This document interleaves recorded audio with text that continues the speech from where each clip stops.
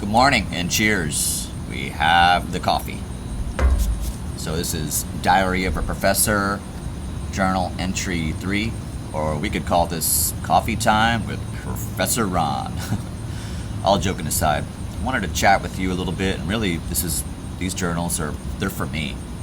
If other people enjoy them, great, but the biggest thing for me is just kind of sharing some things, and that's just helpful to you have ideas and you just want to get them out. Well, might as well just press record or write in a journal or diary, whatever the case may be. In my case, here it is.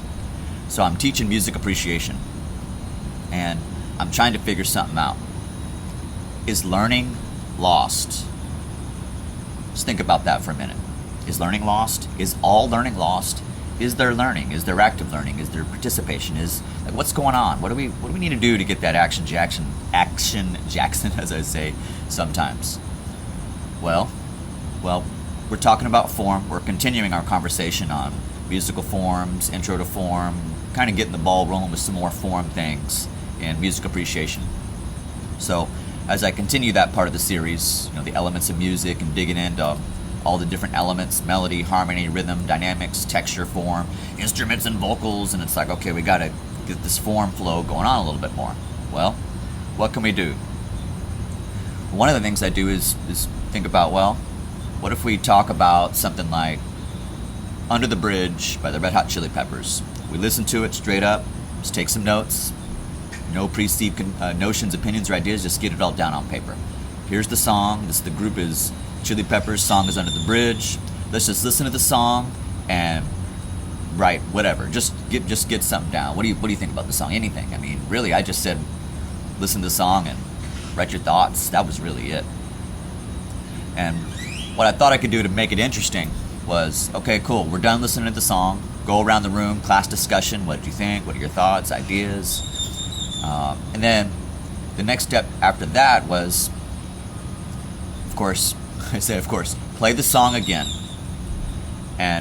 But before that, give a few parameters on the second listen and say, okay, so in our intro to form lecture previously, we had talked about what is an intro, what is an outro, what are verses, what are choruses, what is a transition, bridge.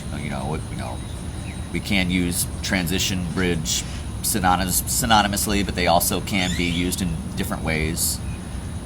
Where we talked about how transitorial transition material can be long, medium, short, but if we use transition and bridge maybe in the same paragraph, story, whatever, that you could think of maybe the transitions in popular music being like a hair shorter, and bridges being longer connections, but they do kind of serve those same functions. Could be used synonymously or could be used a little bit separately if you kind of delineate it. This is a transition because it's shorter, and this is the bridge because it's connecting those two land masses with water cavernous underneath, or however you kind of think about the bridge in music, which is connecting sections or whatever.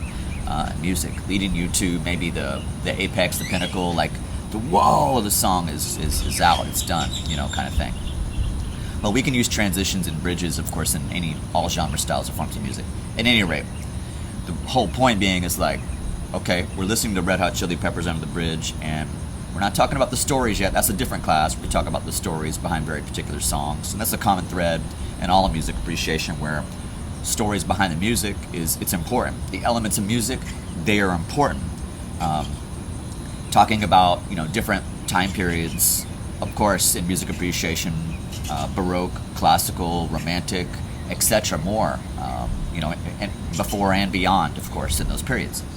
So the idea here is talk about some songs like Under the Bridge and try to figure out what's happening, what's going on.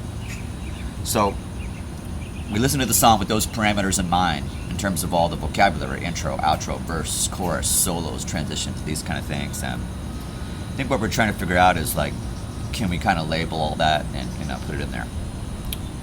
About some more coffee here. Coffee time with Professor Ron. So as the students listened, myself along with them, they get some stuff down. We listen to the song all the way through, and they're able to kind of figure out a good bit of the song. And we're not using fancy computers and phones. We're just, everyone's in some chairs, desks, and we're just in the class, and we got, paper, pencil, pen. We're really just taking notes and using speakers and a stereo system. Just listen to the music and talk about it for this particular class. And pretty fun, pretty awesome. It was very cool. Went very well.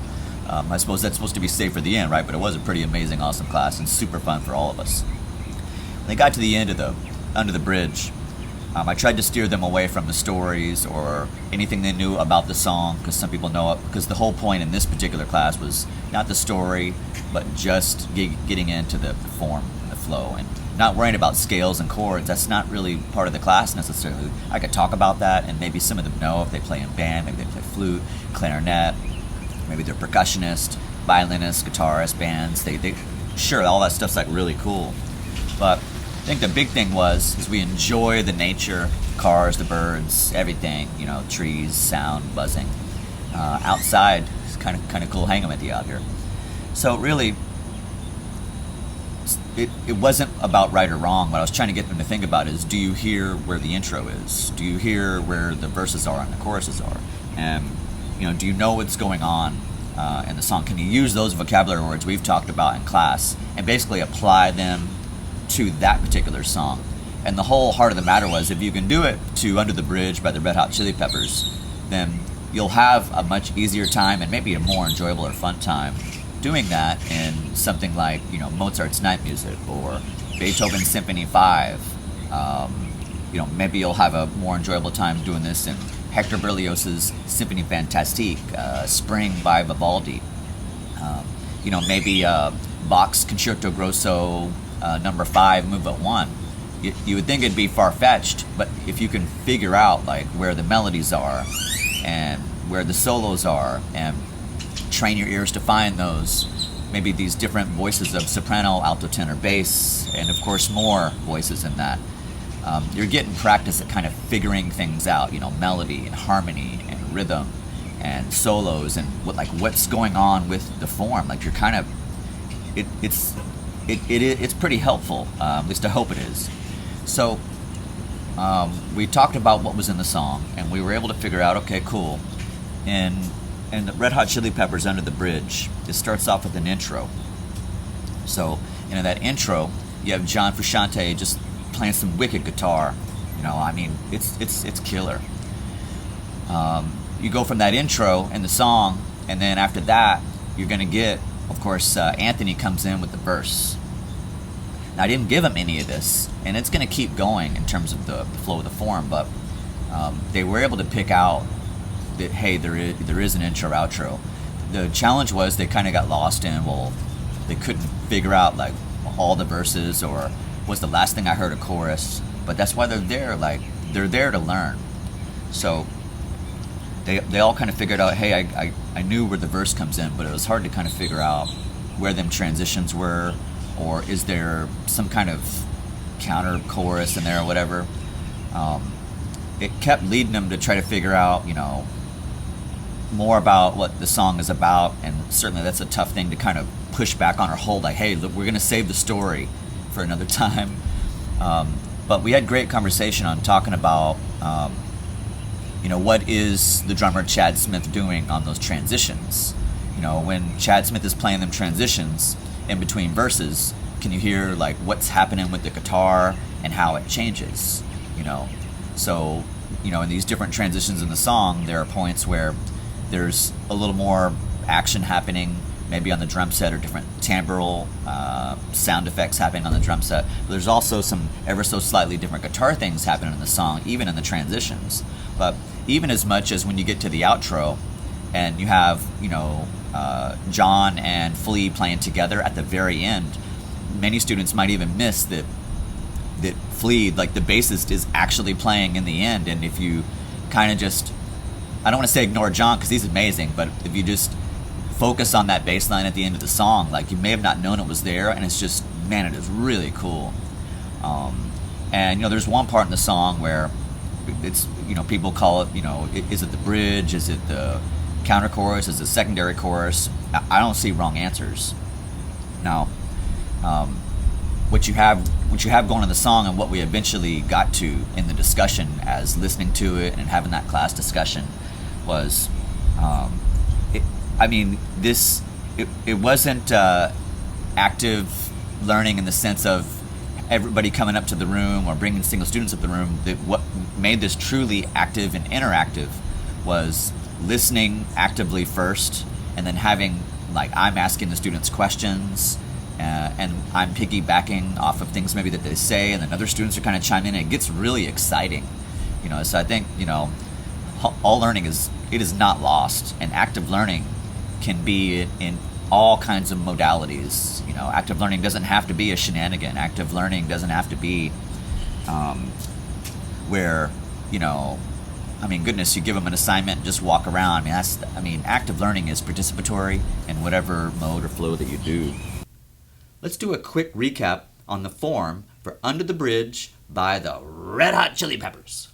Okay, so we have an intro, and then verse 1. We have a transition, and then verse 2.